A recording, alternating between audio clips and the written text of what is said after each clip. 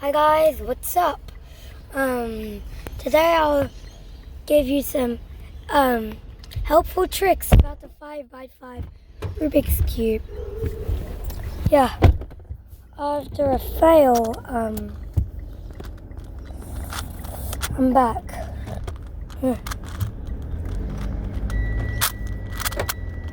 This is attempt 2 of recording.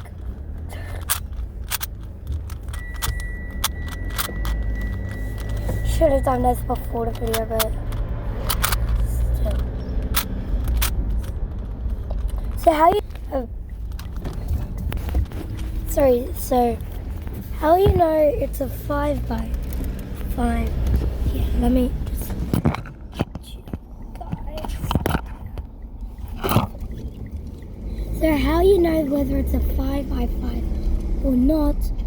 You have to do length times width times height. But don't just count up to squares.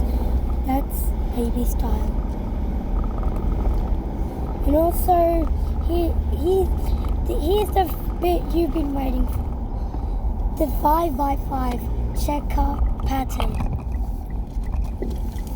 So here.